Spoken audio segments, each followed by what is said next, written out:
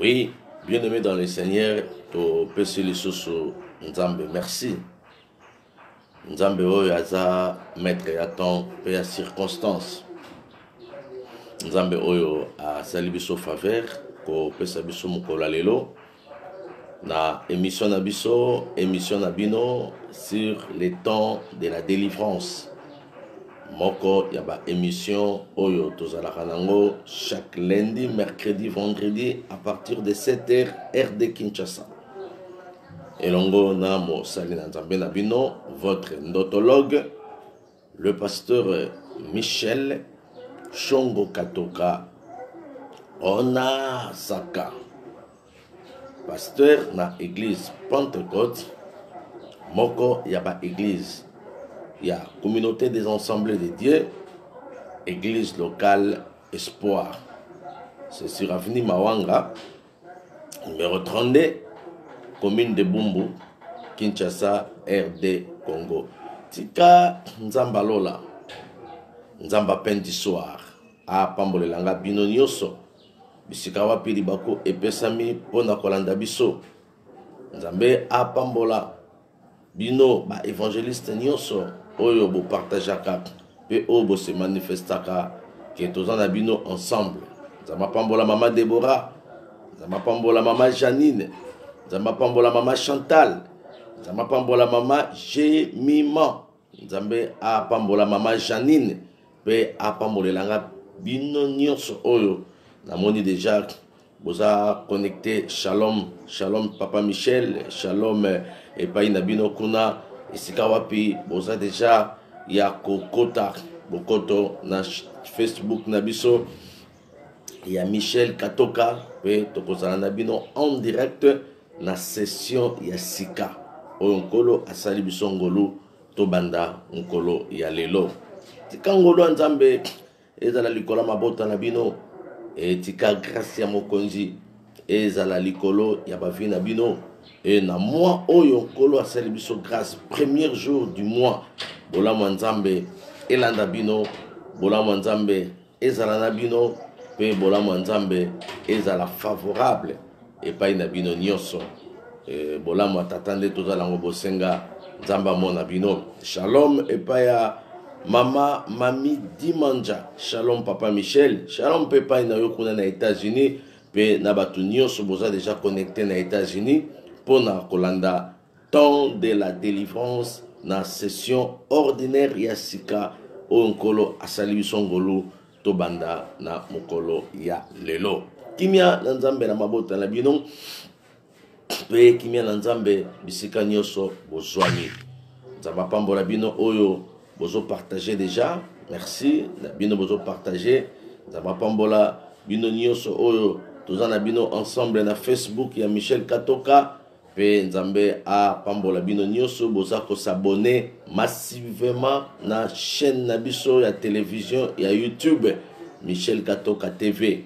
Nzamba Pambola bino bo s'abonner massivement pour que tozala na bino ensemble na ba émission pe na mate ya nyonso oyo ekobandaka koteyama.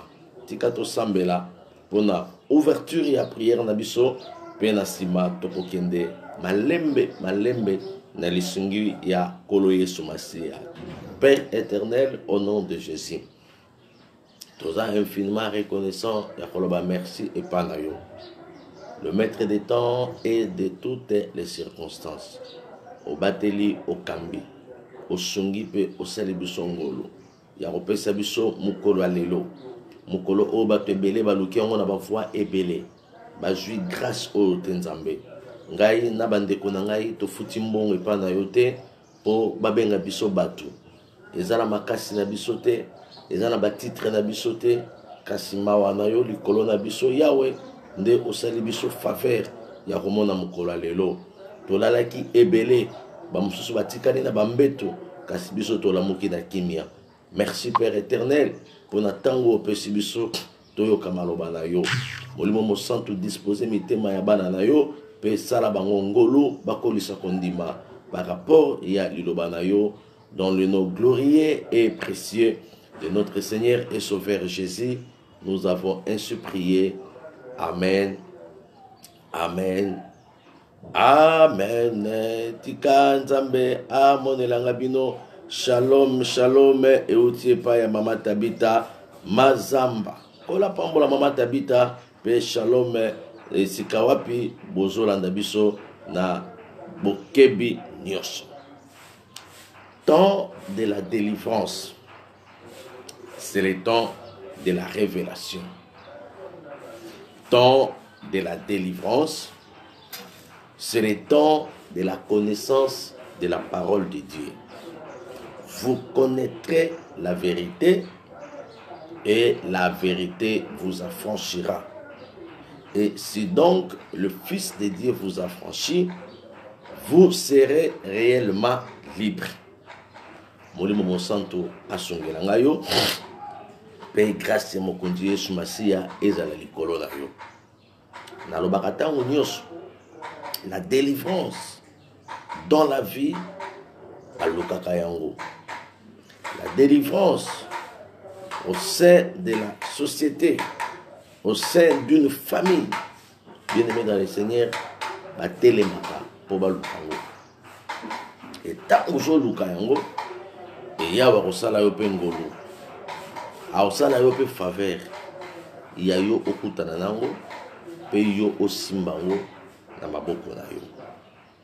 Délivrance, c'est rendre libre un captif ou un prisonnier. C'est ça la délivrance.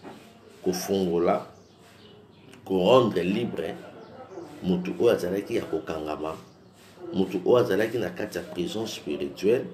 Pe azwa bosomi, azwa libération. Yangonde eza délivrance. Okangami peut-être na kati ya prison, il y a sorcellerie. Il y a des gens au bazar arrêtés, bazar stationnés na kati ya prison spirituelle.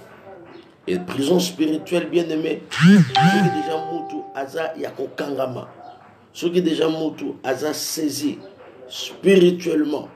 Na kati ya prison physiquement abando tambola abando lia abando sala makambu nyonso, mais spirituellement aza na kati ya prison, il y aura des conséquences palpables. Oyo ezotalisa ke non mama oyo papa oyo aza na kati ya prison spirituelle. Okokoza lozotambola na yo mais bakanga mariage na yo. Ozomona mutu azobunda pona libala, mutu azobunda pona makambo libala. Mobali pena azobunda ke année oyo ekosila te 2015 esili, année oyo ekosila te 2018, année oyo ekosila te 2019 esili, 2020 yango oyo ekosila 2021 yango. Ozomona mutu azobunda kaka pona likambo wana, mais azokoka ko s'en sortir te. Bien aimé, il y a des prisons qui sont purement spirituelles. Bakangi yo na prison spirituelle, ba empêcher yo makambo peut-être. Na parlé déjà likambo libala. Mabala mingi eza na kati ya prison. Ozomona mwasi bakutani na mobali bazo sala makambo libala, banda balobaki ke année oyo ekosila te ti lelo esali déjà 7 ans. Banda balobaki ke année oyo ekosila te ti lelo esali déjà 3 ans. Banda balobaki année oyo makambo ezosila mobali a se disposer, moi ça se disposer, mais bazo koka kokoma na suka te parce que il y a un blocage quelque part. Il y a donc un stationnement quelque part, bah stationner déjà moto. Bah que yo, joana ombongo, mais makambali bala na vie na yo ekomate, makambali bala na vie na yo ekoyate. Ozomona pena moi si pena batu nyonso balobi non, cette fois-ci penda te makambo ezo simba. Cette fois-ci penda a vu fiancé et fiancé on a frère en Christ. Fiancé on sambelaka. Ah, tu sais que bango pena libala, bien aimé. Les gens qui n'ont pas comment on a la délivrance dans ce sujet. Les gens qui n'ont pas témoigné qui ont prison spirituelle, il y a les cambalibales. Et lui, ceux qui posent dans la carte de prison, vous pouvez évoluer dans ces sujets-là, mais non aboutissement. Bon, comme on a soukate, il faut ebeba. Yango moni ba fiançailles mususu, ba bandi kitoko. Otali penda fiançailles ndenge zo kendele. Ba tutu ba rabino cette fois-ci, et si le penda Judith azobala. Cette fois-ci, et si le penda Clarisse azobala. Cette fois-ci, et si le penda JP azobala. Cette fois-ci, et si le penda Mireille d'autres na ezo pesama. Parce que je mobile ya calme. Bien aimé, les questions eza mobile ya calmeté. Les questions eza moi si ya calmeté. Question eza de prison spirituelle ezalate pour muto azana prison na makala awa ndenge tozana prison na makala prison netima obino bozana na France wana prison ezana na États-Unis esika ba mama bozolanda biso to prison moko ezana na Italie ezana na Londres pour na moni pe ba na Londres baza déjà ebelé donc prison ezana poto même ezana en Afrique. Jamais tout le monde mariage moko na kati ya prison que yaka oh libala libala et utakina nzambe donc babengi pe sango akena kati ya prison centrale à Makala apambola mariage et ça la maraté ou bien babengi pasteur moko qui non comme lui c'est un pasteur super il a l'onction ils ont coulé lokola miel bien aimé akeno pambola mariage na kankokolo non na prison ya ndolo et tika la kosala maté parce que un prisonnier aza sous ordre ya makambo oye asalaki donc ba condamné quelqu'un qui est condamné la prison c'est difficile pour que akota na mariage quelqu'un qui est condamné spirituellement la prison c'est difficile de travailler yango zo mona mutu musu alongwe musala kaka boye mama Lisette donc otala boye nini longoli si musala misala ngona akoka ngoli sosute na moni cette fois-ci na pe manano na fanda yoka. La Bible dit, tout travail procure la bénédiction. Donc le travail, c'est la bénédiction. Mais moutazolo bakeno na pe manano, na fandanano, na réfléchir. C'est-à-dire, il est contre la bénédiction. Ce sont des signes qui montrent que cet homme-là a dans la prison spirituelle. Dans la prison spirituelle, il y a un domaine belé. Toko kende malembe. Dans la session Oyo, je vais parler à ce qui concerne le prison spirituel. Donc, Kende Malembe, au comprendre. Oui, ce qui montre dans la prison, Osée chapitre 4, verset 6. Mon peuple est détruit, faute de la connaissance. Kozanga koyeba Oyo, et kotisi batwe belé na kata ignorance. Kozanga koyeba Oyo, et kotisi batwe belé na kata makambo belé. Manque de connaissance et quand se bat belé dans la prison spirituelle, vous connaîtrez la vérité et la vérité vous affranchira. Et si donc le Fils de Dieu vous affranchit, vous serez réellement libre. Molimo mosanta sungelanga bino, pe molimo mosanta sungelanga yondeko, et si ko zoyo kangai na prison spirituelle. Na kolobango moi o mobimba pe na sima to ya kokota à ce qui concerne la notologie, prison spirituelle. Et la place où Moutouaza déjà na 4, Aza sous ordre, Moutouaza déjà na 4, Aza sous influence. Il y a pas ordre au Babando Pesaï. À ça là. Et on se demande même à sali test naé, batupenda batali test penda à gagner à réussir la test à la question même batu. Ils ont dévolé. Ba test mususu, muto dans la carte prison, a reçu la test moko, a reçu la application moko boé, application opena et simbi. Mais au lieu ba bengaye pour que à côté na ba droit, il y a réussite, il y a application naé comme son esprit. Ils ont la carte prison, ba obenga été. Yango mona mutu mususu mais ngana ozela ba benga ngala ke ndobanda musalango. Mais ndeni ba obenga ngate. Est-ce que on a prison spirituelle pour que la prison spirituelle ba obenga ote ya yo makambo yendo dara report sur report donc na makambo yo il fallait que déjà esalama ba reporter balingi bakata makambo pour ba pesa mukanda confinement ekoti damboka confinement ekoti ozeli confinement ici balingi bakata makambo pour ozwa nationalité na yo deuxième vague tozeli deuxième vague ici la raté ici balingi bakata makambo pour ba pesa certificat na yo ba pesa signer contrat na yo pour que ozwa kimia Maladie mosusu ya sika ezanga kombo ebimi efandisi bato. Bien aimé, même la période où tozali naza ko lendisa, naza ko exhorter na église corps de Christ. Tozala très vigilant sur le plan spirituel. Lucas délivrance au bimanakata prison parce que réalité internationale mondiale oyo tokomi ko vivre lelo sur tolobi total ngoka na miso kibomoto to bando kende kaka kiyende. Il y a des choses dans la vie maman, il faut autant la ngope na œil spirituel. Ba réalité tokomi ko vivre lelo.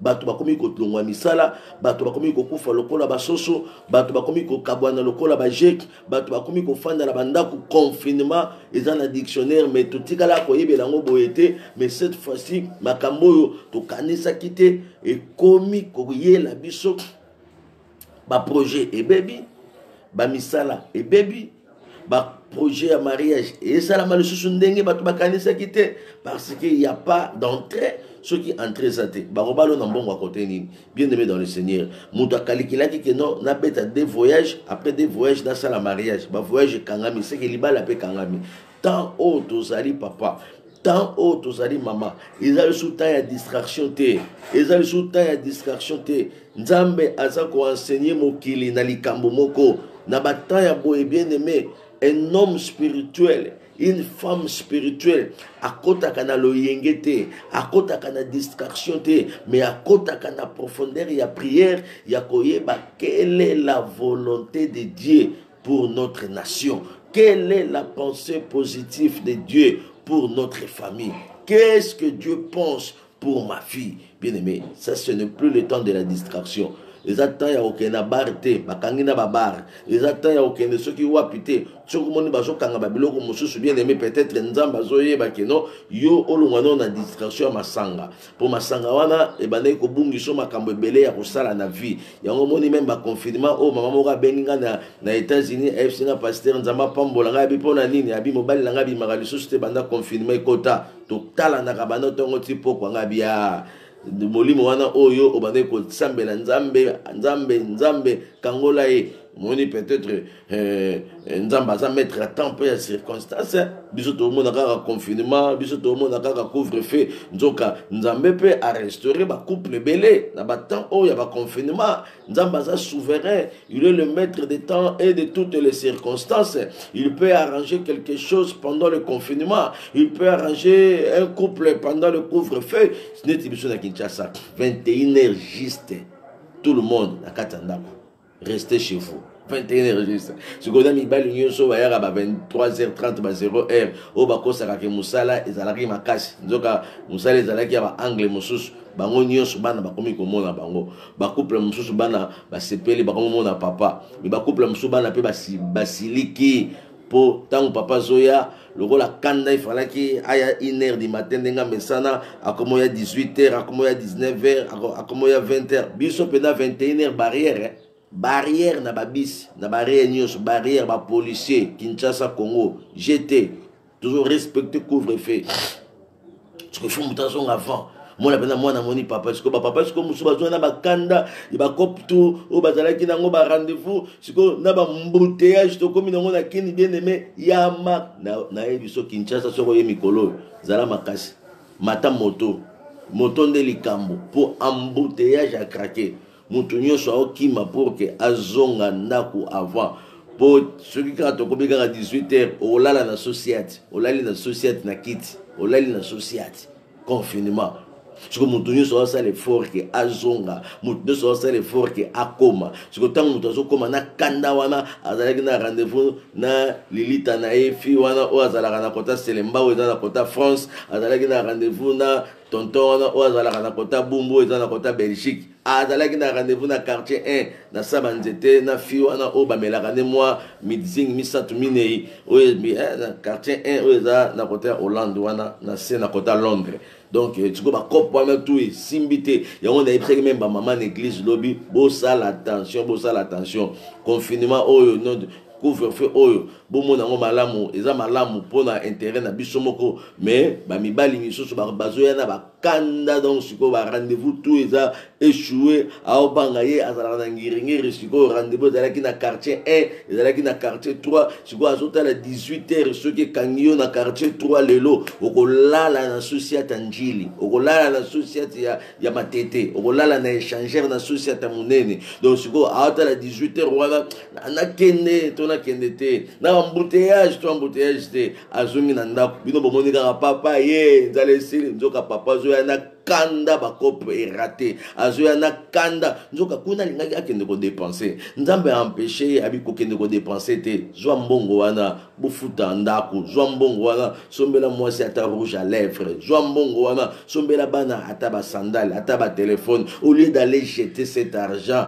au lieu d'aller donner cet argent na makambo oyo ko produire te siko yo monika mobile zongi 18h nzoka zaki na calcul esimbite donc ayeli bino de akandati siko azoluka likambo moko boye pour que bobebana ata ko to bobebani aobima wapi aokende place nini 21h déjà policier za na coin biso na shaba awa déjà 21h bakangi okoluka sika kokende nalingi na te ya ba papa nalingi na te na ba papa près d'argent pa ba maman confinement oyo couvre-feu oyo été ya yo ce n'est pas pour rien banda yo zala papa makambo tozo vivre actuellement to vivant en côté to vivant en côté et pourquoi Dieu a permis cela actuellement aujourd'hui parce que il est le maître des temps et de toutes les circonstances. Ce n'est pas que Nzamba zot nongola ba sentiment, ce n'est pas que Nzamba za ko étouffer yo, Nzamba za ko étouffer de mabe wana, pe azo protéger mbongo na yo, azo protéger famille na yo, azo protéger il y a des maladies par-ci par-là. Tu peux aller ramasser une maladie sans tenir compte d'orthographe. Kumisa Nzambe pour na couvre-feu, Kumisa Nzambe pour na confinement. Il est le maître des temps et de toutes les circonstances. Peut-être il confinement il n'y a que baby sayo, il n'y a que commission polygame. Yo 2021 peut-être na calendrier ba bongisa ki déjà okoma polygame. Siko Nzamba tali ki polygamie na ye ekobanda wapi na ngandantaba. Nganda taba oeza na yolo ezo oeza côté à France wana na côté ya Champs-Élysées. Nzamba tali ki peut-être yo kindumba na o femme mariée olingaki o bandango na période oyoyo na ba fête ba mariage pour makambo mosusu e banda na ba mariage ba kotani kana mariage ba moni ba marié bazali boso na voile kuna yepe voile tonton mo kazala kami na kolata histoire o latanga voile na kolata ngo bolungu banda kate e bandi ba mariage abatu e botisa pe ba mariage mosusu pe e botisa pe ba infidélité na ba couple mosusu à partir ya ba salle wana siko nzamba tali abiki non moyena que la bango bataille belé na ba salle de fête ya ba tongo sabiso na kina ezala ka oke fête bena tongo sa po moto sentir pende ezala ki fête siko nzambe na kibonzambe na ye atali bien aimé nzamba za maître ya temps pe ya circonstance nzamba ye bakanyos ayeba que non peut-être couple na yo elingaki ekota na faillite na ane oyo ndo moni ba te confinement ate confinement pour que non bino nyos botala na kapena bana tongo botala penda mwasi na tango yebisaka je t'aime siko oloba so je t'aime te yo bone ko yebiseke ndenge na mono kaka boy na tondi ndenge na mono kaka boy ata na liete ndenge na mono kaka boy na za déjà à l'aise siko banda confinement ezala te makambo wana elongwa ba sens wana ebunga nzamba labi te cette fois-ci je vais restaurer le couple cette fois-ci je vais restaurer les familles cette fois-ci je vais restaurer la vie spirituelle de mes enfants pouf confinement coronavirus covid-19 aïe covid yango pe toluka ka to mone boy ezana donc allié siko tango allié déjà kuna bana mako moi, Obimezate, restez chez vous avec tes enfants. Restez chez vous avec vos enfants. Restez chez toi avec ta femme. Restez chez toi avec ton mari. Au moment où tu non, makamo bande ko yesa moi sina okala ke non na linga kayo siko ata olingolo bango le susu tetango zo mona e obiki babolingo musu esila kanenge nini oya bimi oya bimi ake oya zongi ine oya sali butu oya zongi tongo omona mwasi tombali ba kutana par air bolingo ezo kita mbongo ezo comme ebele me bolingo ezo kita keba mundela za mutu mystique mundela za muninga na ote yo kanisi ndenge apesho musale ebele na butu apesho mobali musale ebele na moi donc oya ke musala boko mona mbongo ebele bolingo ezo sila na fungula yo bolingo ezosila mbongo ezokoma na banque ebele bolingo ezosila l'amour c'est plus que l'argent bolingo eleki mbongo mieux vaut mbongo amukie na temps normal que mbongo mosusu bien aimé mwasi na mobali bakoma okutana na mosusu mpenza boye oyo aye fatigué oyo kuna 2 heures d'état akei nyonso kaka mpona mbongo mbongo mbongo bien aimé koluka mpe mingi na vie ekobungisa bakapasité ebele ekoki meme kobebisa mpe mariage ekoki kobebisa mpe couple oyo akota na ye na kati ya fragilité oyo mpe akota na ye na kati ya fragilité donc otali fragilité mpenza eye edomine na kati ya couple mwasi na mobali bakoma lokola bacamarade bakoma kaka bakama telefone alors neni ngai naosisa dans 2 heures bongo yo ngai naosisa dans 3 heures bongo tokutanaka na gare boke kaka kuna bosombi kaka biloko na restaurant bino na ndako oyo alali na kiti kaka ndako okoma wana na kiti ça c'est quel type d'amour?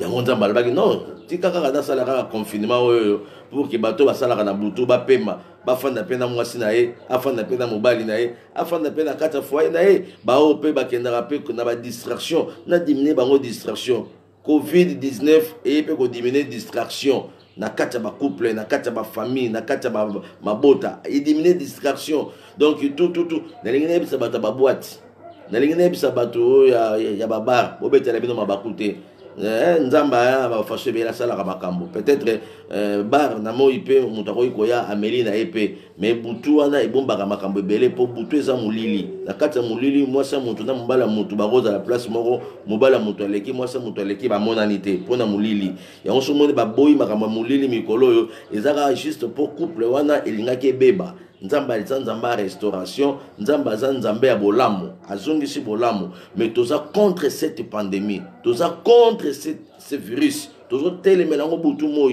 biso même lobi na église espoir tosambela mpo nango toza na prière à 21 jours tozoprier parce que bien que nalobeli makambo nazolobela boye mais soki otali mpe na angle mosusu le diable est derrière cette pandémie le diable est derrière ça. Et derrière ça, comment se fait cette maladie mobimba et l'on l'a rabatou ba mikolo nyos tozanga bakoko.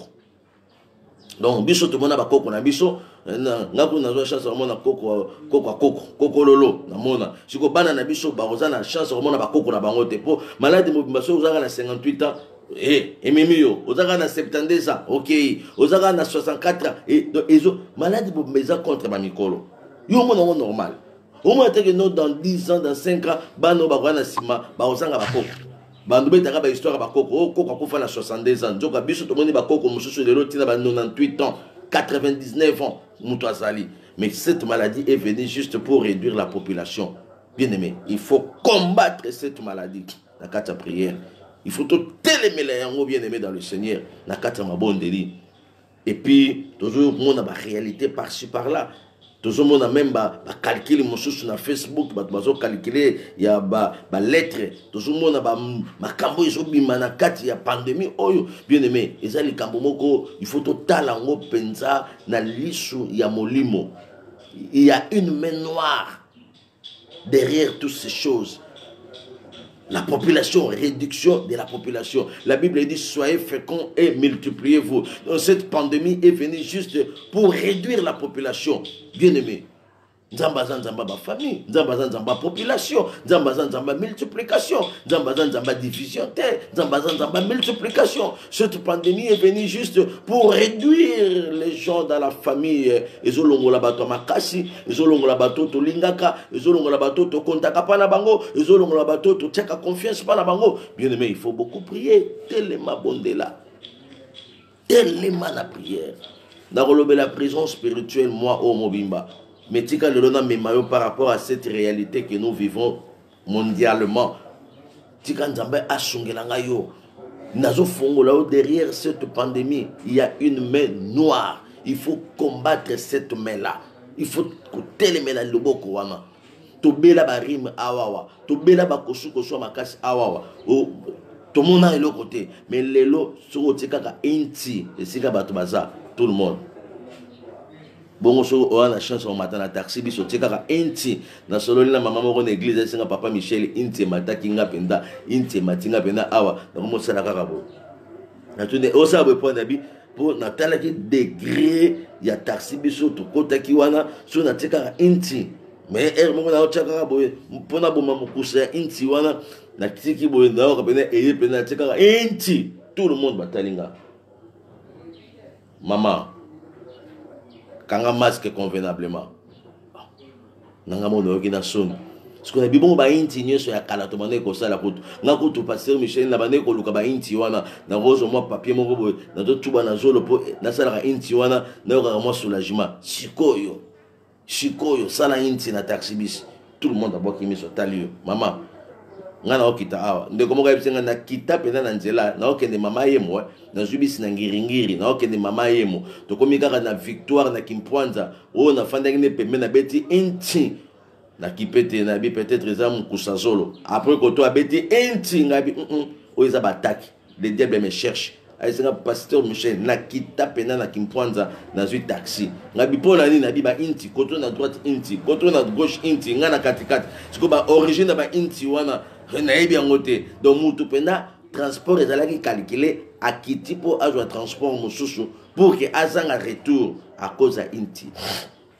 Bien aimé dans le Seigneur, église corps de Christ molimo mosanta sunga biso ezata ko la te ezata o église il faut tout élément.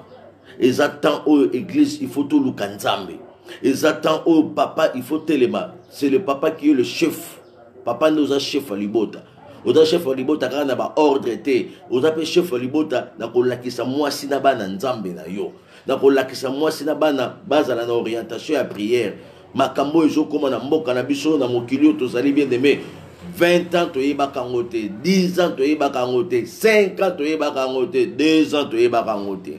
Dans la scole le ndengeye dans la ndenge bato valeur toujours perdre bango à cause de cette pandémie yango yo ce n'est plus le temps de la distraction ce n'est plus le temps de la distraction, c'est le temps de chercher l'éternel, c'est le temps ya ko se conscientiser kotala lelo soki pe ngai na kufi lokola ba o bazo kufa wana héritage nini na tiki pona bana nanga o tiki la bana nini o tiki la bana héritage nini bana baza divisé bana baza na opposition lokola ba joueur à Cameroun na ya RDC donc o tala penda opposition affrontement penda donc yo penda ozo beti sa compétition ya affrontement ya ba joueur na kata ndako bana tata moko mama moko affrontement Cameroun RDC na kata terrain na kata stade. Bien aimé, oli bozala bino équipe moko, bozala bino nzambe moko, bozala bino nyoso tata moko spirituellement, mais au moins au pena azana ba réalité naé, au pena azana ba réalité naé. Ça ce n'est plus le temps ya kozala diviser na kata famille. Ça ce n'est plus le temps ya kozala diviser na kata couple. Ça ce n'est plus le temps papa ya kozala na ngambu, mama paza na ngambu. Ça c'est le temps de la restauration. C'est le temps ya unité. Et ça temps que yo fanda kuna webi makambo ezoleka te surtout yo o fanda na coin wana otika mwasi na bana quelque part okenda no na refuge est-ce que na ba période oyo makambo ezoleka na butu makambo ezoleka na monde yo zoyo kangote si la mort est attaqué mutu moko na absence na yo yo za na point moko ba pesa bo pesa kanga ba message ndenge bolali na téléphone na bando benga bino na téléphone na tongo ne ba ndenge bolali yo papa côté nini yo benga ka mwasi na yo na téléphone pour ba évolution à bana mais tandis que boza na même province boza ne sika moko pourquoi ne pas rentrer pour que bana baza la protéger yo bité que papa na maman so baza place moko bana baza la protéger bana baza la sécuriser bana baza la sécuriser. Quand est-ce que tu vas retourner dans ta maison, maman? Yo pe maman, 100 mètres au pesa qui est. Orlongolangote.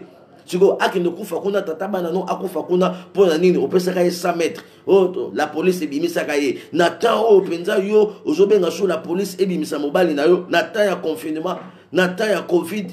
La police ya ebimisa mobali otikala. Donc la police peya ebimisa mwasi. Donc yo ke kuna likambwa butu, likambwa moi. Bien-aimés dans le Seigneur, Église corps du Christ, consommateur, consommatrice, il y a radio, télévision, pain du soir, chers amis internautes, partout dans tous les quatre coins Mokili, votre endotologue, le pasteur Michel Shongo Katoka, Onasaka. Alors, ça, c'est le temps de la restauration. C'est le temps de la restauration. Nzamba ebisinga na ebiso c'est le temps de la restauration. Et si ka bato baza mabe zanga kate. Et c'est là, il y a toujours des réalités. Mais le pardon, c'est une puissance qui libère. Jusqu'à quand tu peux garder le rancune pour ton ami, pour ta femme, pour ton mari, pour ta maman, pourquoi pas pour ton papa? Ça, ce n'est plus le temps de confusion, maman. C'est le temps de la restauration. Nazo sambe la nzambe oya restaura kaba famille abandango epana yo a restaurer famille na yo a restaurer ndenge babota bino oyo na coin te bo sangana bozala unité. L'union fait la force. Devise à la Belge bomoko epesaka makasi. L'union fait la force. Nazo sambela ba mama nyonso oyo ba bima batika mibali na bango. Bien aimé, c'est le temps de rentrer. Ba papa pe nyonso o bakenda batika basi na bango. C'est le temps de rentrer. C'est le temps de la restauration. Nzamba ebi.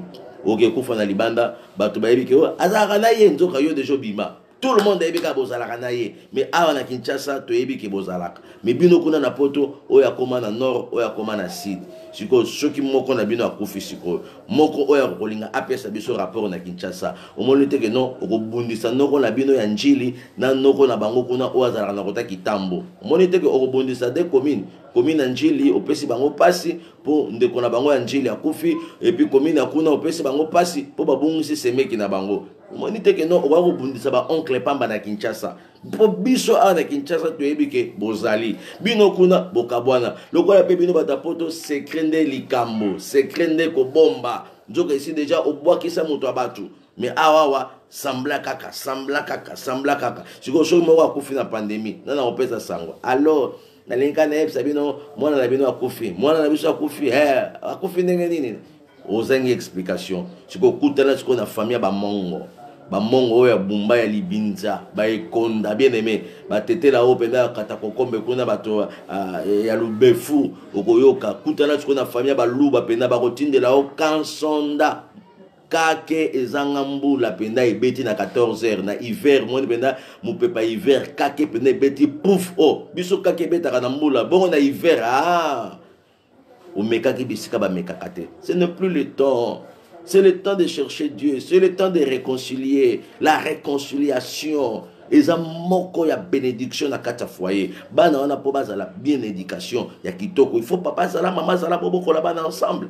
Oh mon bana ba kola peut-être très bien affection, mais quelle sémence, quelle procuration que vous êtes en train de donner à vos enfants. Moi na oya monique non na kola na maman nanga. Moi na ndengwana na vie na yeso pa bali j'étais ba réalité musu ko kolanda ngana solo na fille moko c'est un pasteur ngana obalate mwana mwasi kitoko na université même deuxième graduat abi papa Michel ngana obalate ngabi pona nini abi façon na moni papa na ngai a traiter maman na ngai maman na nga a vivre esengo na libala te ti lelo biso to komi na ba 19 ans 20 ans boye to moni maman na nga a vivre na esengo na libala te ngai na kobala te na kotanga classe na nga na koluka musala na nga soki na sisi ba classe pour que na pesa maman na nga esengo na tuni epo na nini abipo na libala a vivre esengo te. Ce n'est pas une femme heureuse na kata mariage po na nini lisusu abi papa na moni ndenge a vivre na maman papa afandaka na mama te papa afinga kaka mama papa agangela kaka mama papa atomboka na makambo ezanga tina papa aimiliaka mama na miso bana na miso na biso donc na yo mona ke non mibali baza mabe omoni siko mwana akomi kolinga akende couvent akomi kolinga akende na ye na kimaser pourquoi parce que abaye makambo libala po amoni makambo tata sali mama na bango donc po na ye amoni ke mibali nyonso baza mabe po a vivre na papa na ye oya sali mama na ye blessure intérieure papa ilanda ngai soki yo ozozokisa bana na yo baza lelo na 2 ans baza lelo na 5 ans baza lelo na 12 ans ozobebisela bana no avenir ozobebisela bana no futur. Maman, ceux qui yo pe, ozo maltraiter mobali na yo. Bana bazo mona comment maman ozo maltraiter mobali na yo. Bazo mona maman comment oza na tonalité moko ya likolo plus que mobali na yo. Bazo mona maman comment oza ko humilier mobali na yo. Comment ozo ba décision na place mobali na yo. Bana bazo mona comment ozo gangela. Bana musupe ba kozala wana o mona ke non.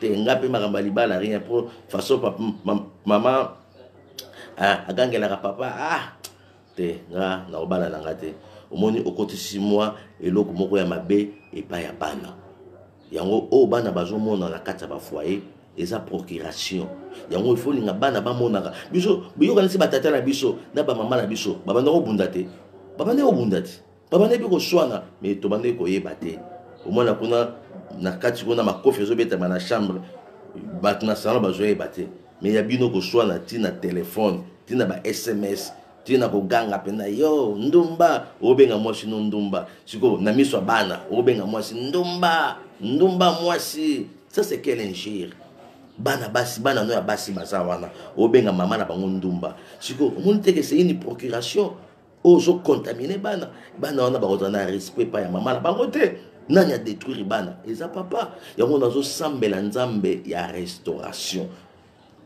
oiza année ya restauration touti na makambo ebele oyo ezangisaki kimia touti na makambo ebele oyo elelisaki il faut sikoyo restauration eya il faut sikoyo restauration edomine il faut restauration ezonga zongisa réconciliez-vous maman réconciliez-vous papa biso toyebi ke non mama ya mobali to mama ya mwasi aza bokilo aza pe mama na yo mais tala ndenge ozosokola mama ya mobali na yo tala ndenge ozomanke respect na mama ya mobali na yo tala bapropos ozobimisa mpo na mama mobali na yo est ce que soki mpe mobali no abimisi bapropos ndenge wana mpo na mama na yo est ce que eza malamu eza bataya baconflit lisusu te peut-être Christ akoki koya toyebi te ye moko alobaki ntango bokomona basine ya makambo ya boye boyebaki naza lisusu mosika te église corps de Christ nzambe asala biso ngolo nzambe asala biso ngolo nzambe asala mpe couple na ngolo ce n'est plus le temps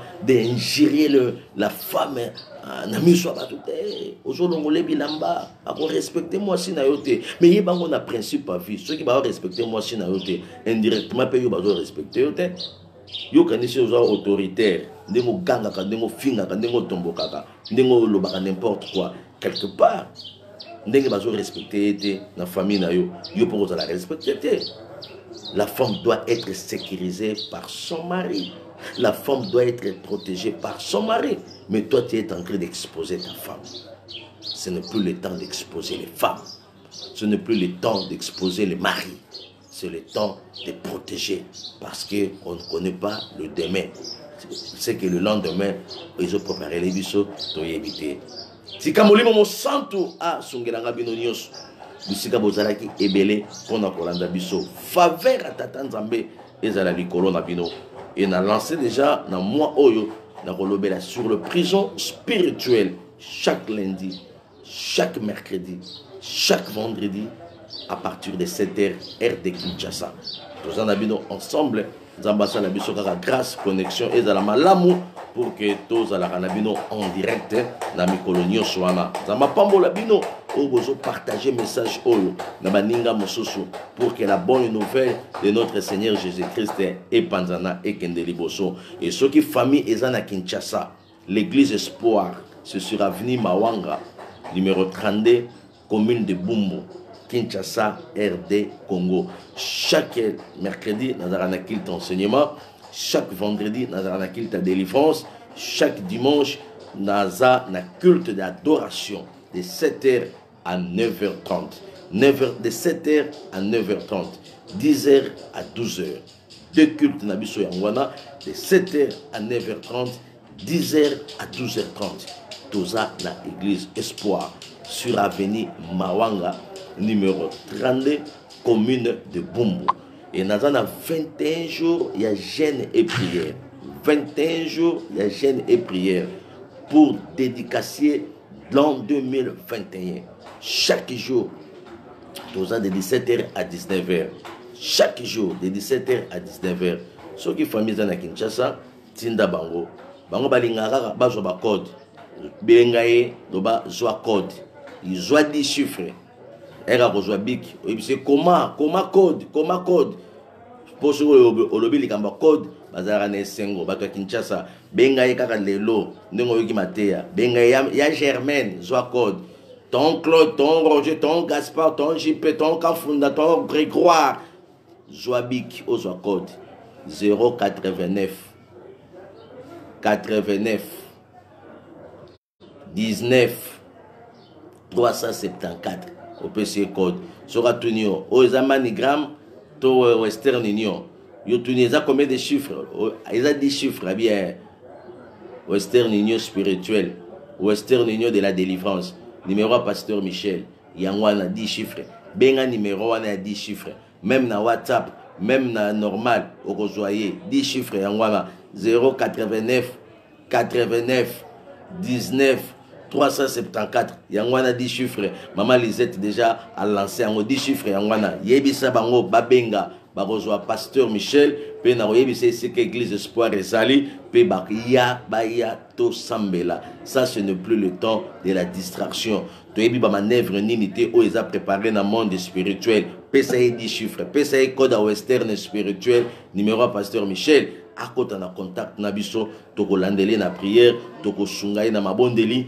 pe kombo nzambe ekokumisama chaque jour toza ti les 14 ne toko clôturer baya tokutana to sambela pe le Dieu de la Bible arosala biso ngolo pe akoprotéger tika nzamba lola nzamba pendi soir a pambolelanga bino nyos bisika bozalaki ebele pona kolanda biso na session sika sur le prison spirituel mais le lot sololi o nzambe asepela ki to solola ceux qui pensent nzamba tu à cœur au côté na contact na Pasteur Michel mon numéro de tous les jours mon numéro de tous les temps c'est 00243 89 89 19 374 oh maman Lisette a komi wana okojonga imbala moko pe tokokota na kati ya prière pe na kati ya soutien spirituel. Bien-aimé, ce n'est plus le temps, il y a confusion, il y a rancune. Ce n'est plus le temps, il y a incompréhension dans quatre couple. Dans ce que témoignage, incompréhension, moi j'ai dans quatre couple. Moi c'est na mobile. Bakara ba incompréhension mike zangatina. On a le bisete, pas bien le bisete. Balali mbetu moko. Premier jour, wa le bisete. Cinquième jour, ba lo banate. Sixième jour, mobile alali be moi salali. Et na katikati butu mobali siko ayoki neti pe mekomo kangama ye siko abeta mwasi na ye po ala musaye mwasi ebsie simba ngate na koloba no mabe mobali akitisi loboko ayoka neti makasa zo sila na mbetu ayoka neti makasa zo sila na mbetu asimbi mwasi mwasi zo loboko wana abwaki ngo surtout mwasi soka bia bwaka loboko na yo okamwa abwaki ngo lokola saki ya fufu na baboka ngona wi na yolo ezo na moto kabandundu pwa loboka mobali kei moi je suis quoi pongi silie afandi na nie après air moko boye ayo telema po akende ko se soulager azonga boye amonika mobali te mobali akufi yora ngambo otomona bangambo mobali akufi abande ko ningisanga ngana ibisi soko bika ndengwana bako chao pine yo saka na bakinwa bako chao pine penda oziki penza pasteur siko na suka wapi ngabi osuki kale siko sukeli wana ba rankine na kata couple mbetu moko boloba na kate oya mutu na nord oya mutu na sud tango moko kokufa o mema ngambo na biso ko mema ngambo ke bana bikolo mususu bakufela mibali bakufela bana na bango ya mibali te bako tindela yo kakezanga mbola bako tindela mbaso pende uti selemba penda sans avion mbaso emati avion te eti na Canada. Bien aimé, c'est le temps de la réconciliation. Tikanza malola amonelanga bino kuna luka kimia bozala bien ao kufelo na mbetu wana explication yeso kopesa bato bakoyoka te akufi wapi na mbetu molimo mosonta sunga kobosana te opération achat parcelle $1 chaque dimanche. Bien aimé, ceux qui nzamba tu à cœur au contribuer atako tu yo oza foi compoto Ozonga Kinshasa te okufa na poto mais famille na Kinshasa tu peux contribuer to somba esika nyoso nzamba kotsana motema na yo na yebi ke osoutenir bato ebele. Bien aimé, ceux qui bato na bandima ki yo te mais ko soutenir musala nzambe nde akondima yo pe nzambe nde akopambola yo. Nde na lancer message na église corps de Christ esika tozo sambela eza kaka ekoma mukie batante na balabala eza prudente mutu ke koleka boye tuti mutu su na balabala oyo azolanda mateya baokanganga pamba nde na lansaki appel oyo soki nzambe atie yo a cœur osoutenir biso mpona opération achat parcelle nyonso oyo nzambe akotia na motema na yo n'hésitez pas nzambe apambola bandeko oyo bazosala yango régulièrement nzambe azongisela bino ya mingi na esika bozokanisa pour que bocontribuer chaque mois peut-être et pas bandeko mosusu moi un franc na ye ya pasi ya motoki ya malili ya hiver alobaki nzambe monanga na contribuer pour la église espoir nzambe monanga bien aimé $1 chaque dimanche ne tozopesa mais yo peso nzambe atie na motema nyonso akotia na motema na yo pour que tozwa esika nzambe akosanga te kopambola yo mpe bato nyonso oyo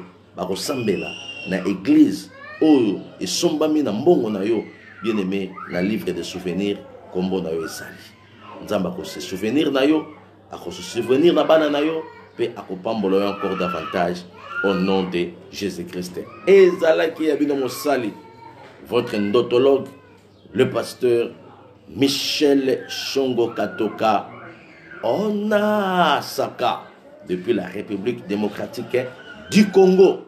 Que le Dieu de la Bible vous bénisse. Partagez les messages na baninga nyonso. Na sambela pona yo. Tata nzambe na kombo na Yesu Masiya. Un grand merci pa na yo poza souverain. Yo tindaka liloba pe liloba nde ekangolaka bana na yo. Merci pour la parole oyo sepelaki bana no bayoka. Bana no ba partager. Bana no ba simbama. Le Dieu de la restauration, le Dieu qui restaure le foyer, le couple, le Dieu qui restaure les amis, le Dieu qui restaure les maisons, le Dieu qui restaure Batunio Sonzambe, restaurer ma famille, restaurer ma couple, restaurer les frères et sœurs, Bazala ini pour que ba se préparer na kokutana nayo un jour mukolo oyo okobongisa pona biso. Na pamboli papa wala ndinga, na pamboli mama oyo kinga. Na pamboli ndeko oyo partager message pe bolamba tata ezala favorablement likolo na bana na yo na kombo na Yesu oyo azali mokonzi kolo pe mobikisi na biso ndeto sambeli pe tolobi amen amen amen tika nzambe amona bino pe apambolelanga bino na kombo na Yesu Masiya. Partagez au nom de Jésus. Amen.